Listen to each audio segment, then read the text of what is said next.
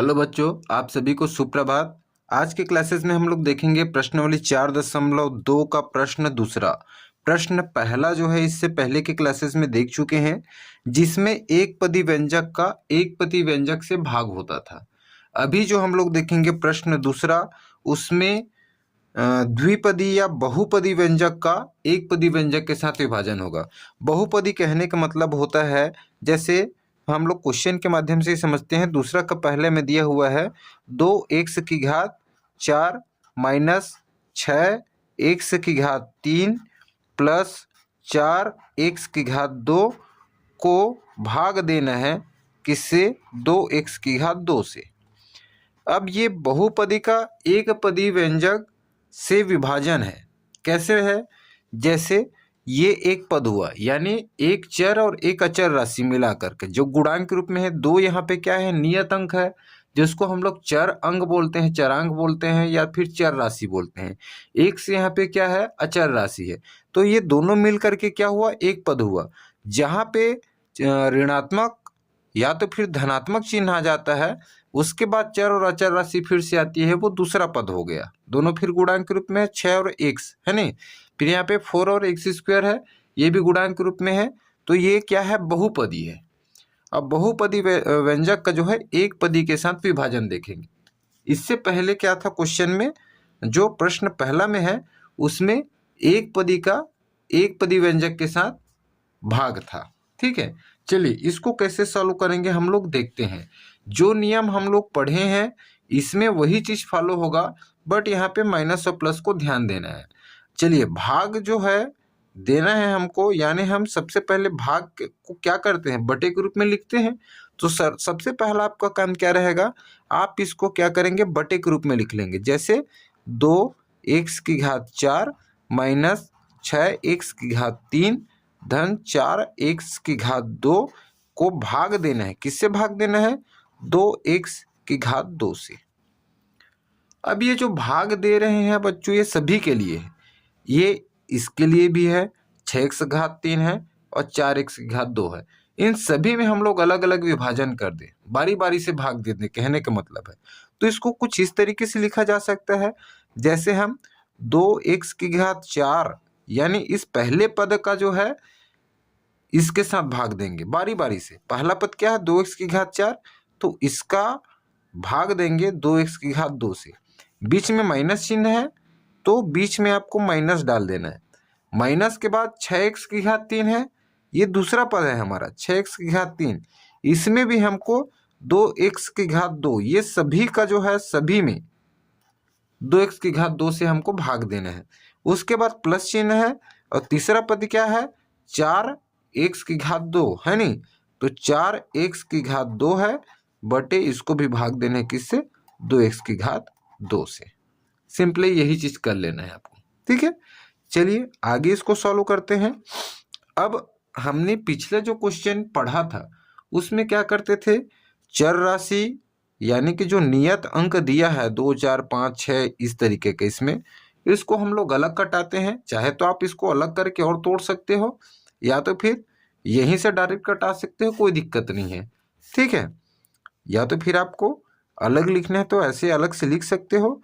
2 गुणा x⁴ अलग अलग कर सकते हो। 2 गुणा x⁴, हम जब इसको गुणा करेंगे तो हमको यही प्राप्त होगा, यही पद प्राप्त हो जाएगा। 2 गुणा x⁴ को गुणा करेंगे 2x⁴ ही प्राप्त हो जाएगा। तो हम इसको अलग अलग कर सकते हैं या डायरेक्ट कटा भी सकते हैं, कोई दिक्कत नहीं है यहाँ पे।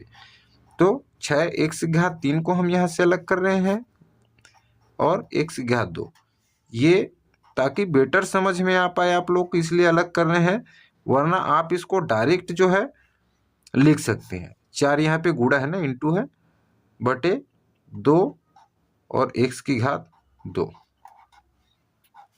ठीक है। अब यहाँ पे हम लोग क्या करेंगे? चर अंक है जितने भी हैं, यहाँ पे 2 2 है, यहाँ पे 6 और 2 है, यहाँ पे 4 और 2 है। इसको हम सबसे पहले भाग दे लेते हैं। उसके बाद यहाँ पे ध्यान देंगे, पहले हम लोग पूर्ववत क्लास में पढ़ चुके हैं कि यहाँ पे यदि आधार बराबर होता है तो जो घातें होती हैं भाग के रूप में, या तो फिर हमारे इस पास इस तरीके का रहता है, x है m भागित एक्स की घात n है तो क्या हो जाता है, एक्स की घात m माइनस n होता है, घातें आपस में घट जाती हैं। या तो फिर भाग के रूप में एक्स की घात m है बटे एक्स की घात n है, इसको इस तरीके से भी लिख सकते हैं। तो भी हमारे पास क्या होता है, जो ऊपर वाला है भाज्य में उसमें हम माइनस करते हैं नीचे वाले को, और आधार जो है सेम है उसको एक बार लिख देते हैं। यही चीज यहाँ पे फॉलो होगा। तो सबसे पहले हम पहला वाला पद को देखते हैं इसको, इसमें जो चर अंक है उसको कटा दो, 2 एकम और 2 एकम, ये कट गया है नहीं। अब यहाँ पे आप जब ये फार्मूला लगाते हैं यानी कि घातांक का नियम लगाते हैं, तो यहाँ पे देखो एक्स एक्स की जगह में एक्स एक्स है और एम और एन की जगह में 2 घाते दिए हुआ 4 और 2, तो हम एक्स को क्या करेंगे, एक बार लिख देंगे, है नहीं। घातांक के नियम से यहाँ पे लिख सकते हो साइड में, घातांक के नियम से ऐसे करके लिखना, आपको एक्सप्लेन करना है तो ठीक है। एक्स को एक बार लिखे, घात में 4 है, माइनस नीचे वाले घात घट जाएगी, इसमें बीच में माइनस चिन्ह है तो माइनस डाल देंगे। अब इसको कटाएंगे, दूसरे वाले पद में आएंगे तो 2 एकम 2 तिया 6, यानी हमारे पास 3 बचा। ठीक है, यहां से 3 बचा, 2 का पहाड़ा 3 बार गया 6 में, 2 तिया 6 कट गया। अब यहाँ पे आधार समान है तो हम क्या करेंगे, इंटू एक्स, और जो घात है क्या हो जाएगा, आपस में घट जाएगी, यानी ऊपर वाली घात माइनस नीचे वाली घात कर देंगे, बीच में फिर प्लस चिन्ह है। अब इस वाले पद के लिए आते हैं तो 2 एकम और 2 दूनी 2 बार में कट रहे हैं, यानी 2 बच रहे हैं यहाँ पे, और एक्स की घात 2 है, आधार को हम एक बार लिखते हैं और 2 माइनस 2 हो जाएगा जी। ठीक है, नीचे में भी घात 2 है, ऊपर में भी घात 2 है, तब ये क्या हो जाएगा, एक्स की घात 4 माइनस 2 मतलब 2 हो गया, यानी एक्स की घात 2 हो गया, माइनस यहाँ पे क्या हो जाएगा, 3 तो रहेगा ही, एक्स की घात में देखो 3 माइनस 2 है, यानी 3 में से 2 गया तो 1 बचेगा, यानी 3x की घात 1, धन यहाँ पे क्या हो जाएगा, 2 इंटू एक्स की घात 2 में से 2 गए तो 0। अब पूरा 0 नहीं कर देना इसको, हमको पता होता है यहाँ पे, चूंकि घातांक के नियम के आधार पर यहाँ पे लिखना, घातांक का नियम के आधार पर क्या होता है, किसी भी संख्या या अंक की घात यदि 0 हो जाती है, ई के जगह में कोई भी संख्या, जैसे यहाँ पे x है, उसकी घात 0 हो जाती है तो उसका मान क्या होता है, 1 होता है नहीं। यहाँ पे 0 से गुणा नहीं कर देना, पूरा आंसर गलत हो जाएगा वैसे में। अब यहाँ पे क्या बचा, एक्स स्क्वायर माइनस 3x की घात 1, यानी 3x ही होगा, प्लस 2 और x की घात 0 मतलब 1 हो जाएगा, यानी 2 गुणा 1 है ये। ठीक है, यानी 2 ही हो जाएगा।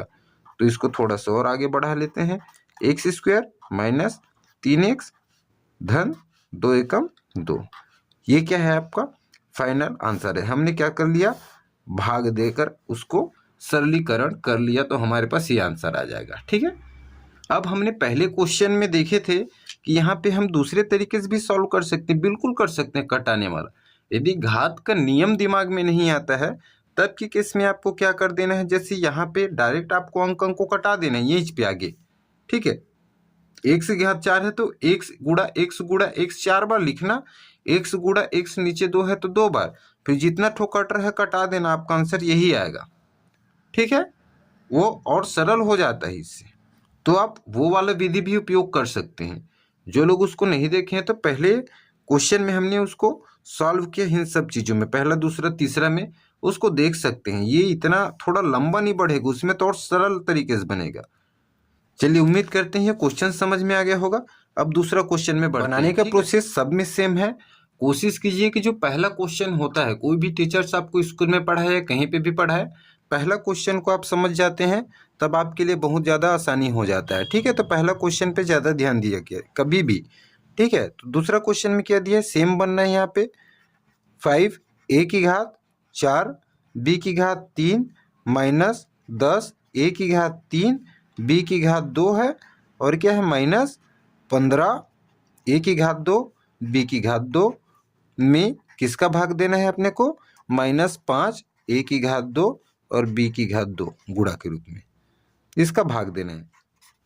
भाग देने से पहले हम क्या करते हैं, इसको बटे के रूप में लिख लेते हैं, यानी भाग दे लेते हैं। 5 a की घात 4 b की घात 3 माइनस 10 a की घात 3 b की घात 2 माइनस 15 a की घात 2 b की घात 2, इसको बटे के रूप में लिख लेना है क्योंकि हमको इसको भाग देना है नहीं।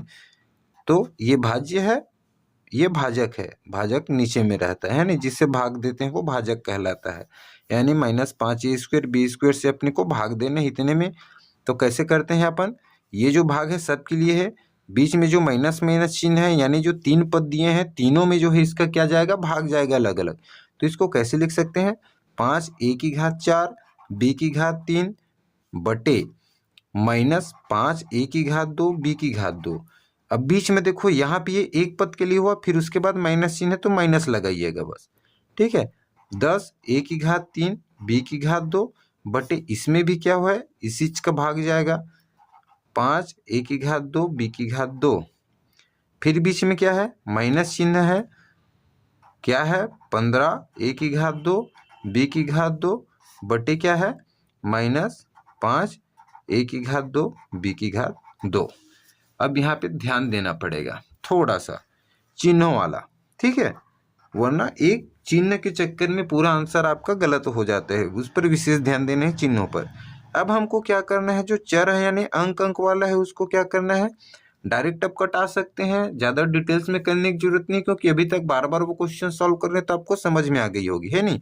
तो ए वाला घात देखना, बी वाला घात देखना, आप चाहे तो गुणक रूप में अलग अलग लिख भी सकते हैं लेकिन वो स्टेप लंबा बढ़ेगा, उससे अच्छा अब हमको समझ में आ गया है यहाँ पे कौन सा घातांक का नियम लगना है, तो हम डायरेक्ट बनाते हैं। यहाँ पे देखो 5 एकम और 5 एकम कट रहा है, यहाँ पे 5 एकम 5 दूनी कट रहा है और यहाँ पे 5 एकम 5 तिया कट रहा है। कितना कितना से कटा है उसको याद रखना है।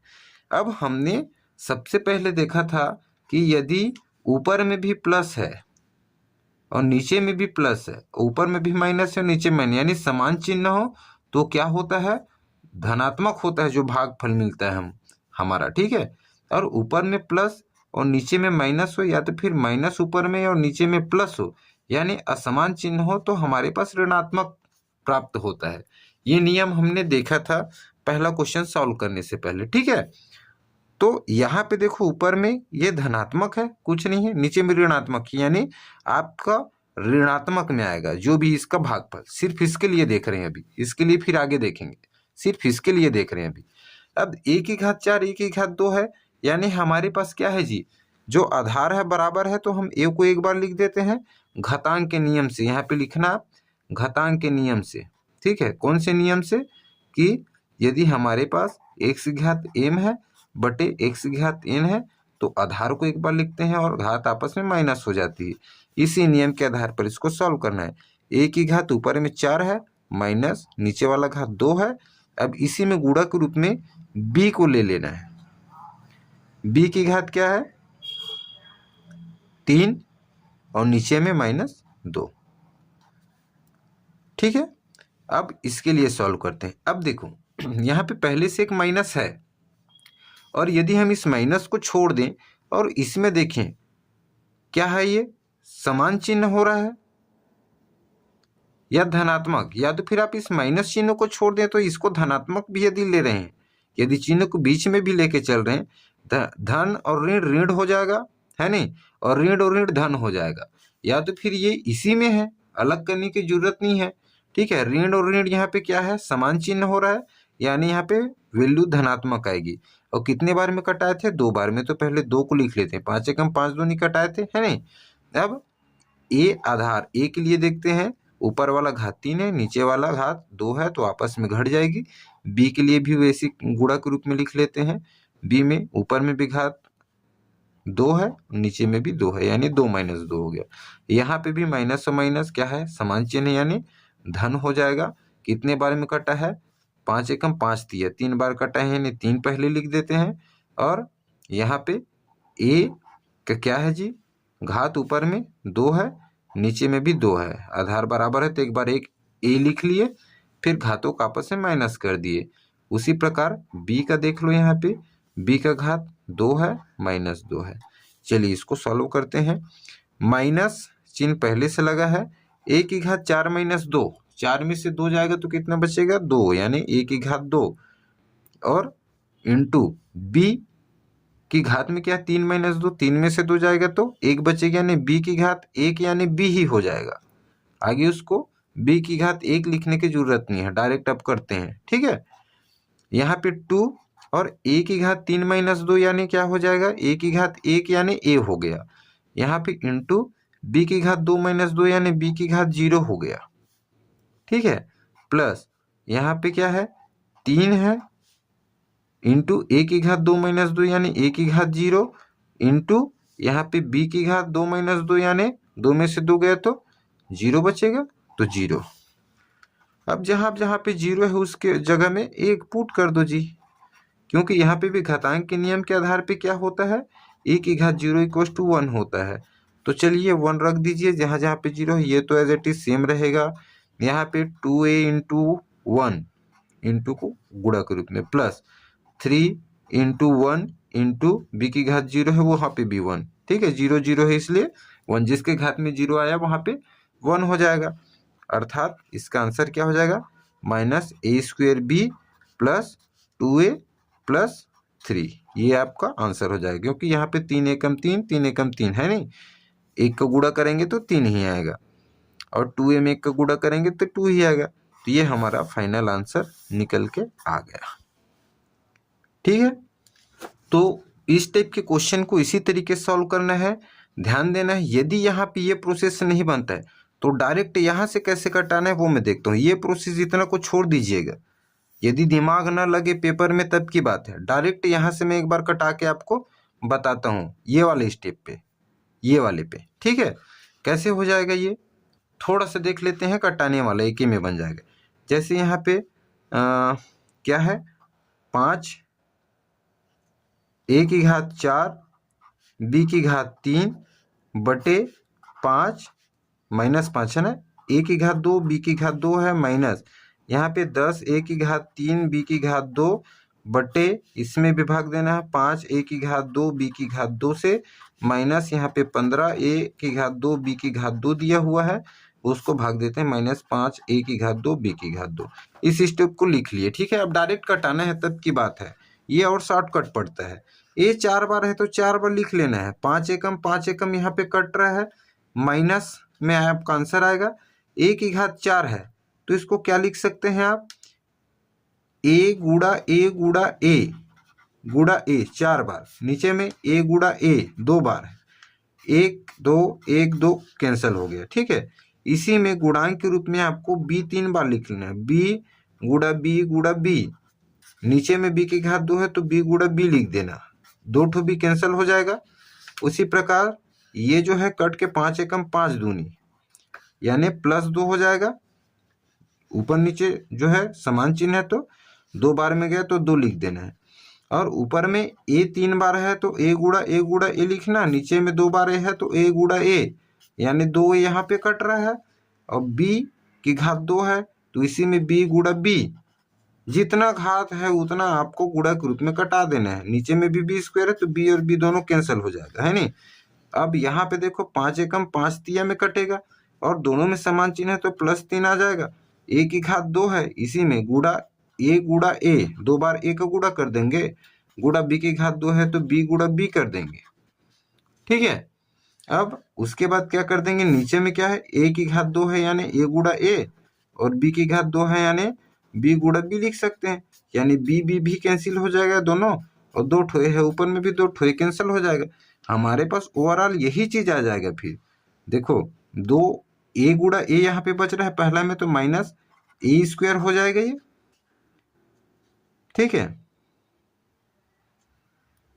अच्छा यहाँ पे b बचा है एक ठो तो ये b लिख दिए गुड़ा में, प्लस 2 और एक a बचा हुआ है तो 2a, और उसके बाद ये तो सब कट गया है प्लस 3। देखो हमारे पास एक ही स्टेप में आंसर निकल के आ गया, सेम चीज यही चीज है। तो या तो फिर आप ये विधि से नहीं बनाना चाहेंगे तो डायरेक्ट यहीं पे इस तरीके से a की घात 4 b की घात 3 दिया है तो a गुड़ा ये 4 ठो लिखना, b गुड़ा b जितना दिया हुआ है उसको जितना कट रहा है कटाते जाना, आपका आंसर यही चीज आ जाएगा। ये घातांक वातांक का नियम जो चीज है यदि नहीं समझ में आया तब की बात है, छोड़ के नहीं आना है एग्जाम में। ठीक है, बाकी सब तो सेम है यार। इसमें आगे देखें या ना देखें क्योंकि सेम चीज है। चलिए एक क्वेश्चन और देख लेते हैं, उसके बाद बाकी चौथा और पांचवा का आप लोग बनाइएगा। ठीक है, तीसरा क्वेश्चन देखते हैं। चलिए तीसरा क्वेश्चन, एक क्वेश्चन और देखते हैं क्योंकि सब सेम सेम है इसमें, और सेम सेम चीज आता है तो मजा नहीं आता है नहीं, थोड़ा डिफरेंट रहता है तो थोड़ा बनाने में भी मजा आता है। प्रश्न दूसरा का तीसरा क्या दिया हुआ है?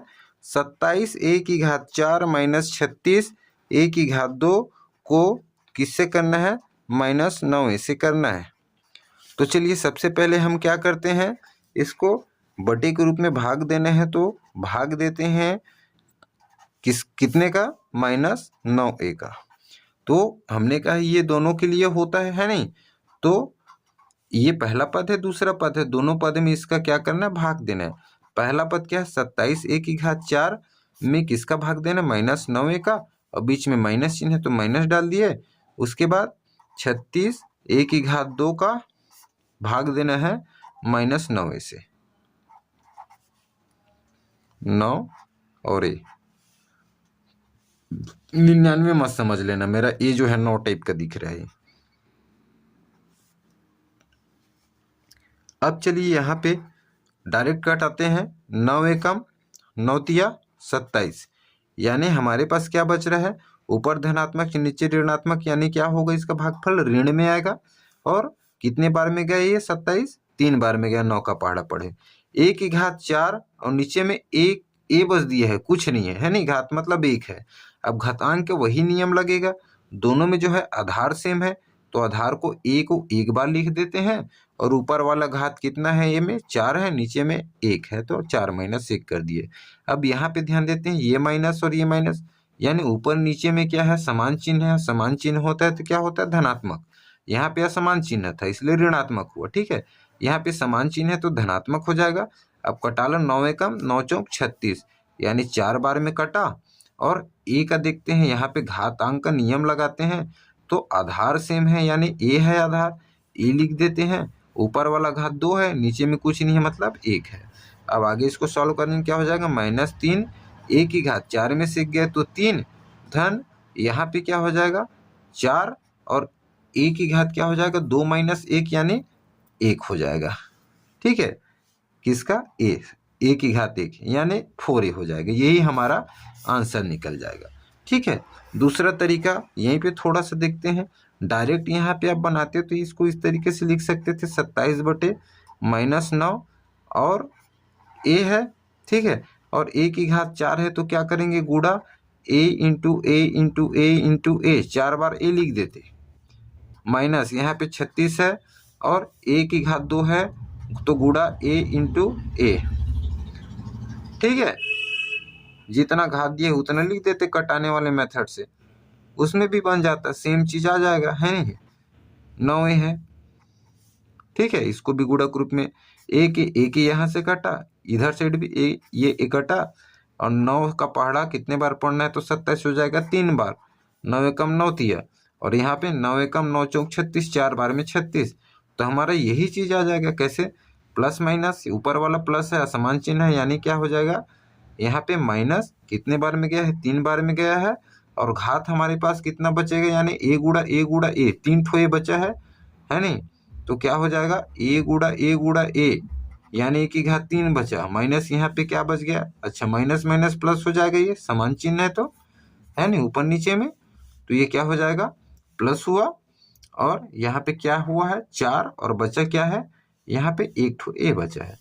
तो इसको और थोड़ा सिंप्लीफाई कर लें तो क्या हो जाएगा? -3 a गुड़ा a को हम क्या लिख सकते हैं? a की घात 3 धन 4a।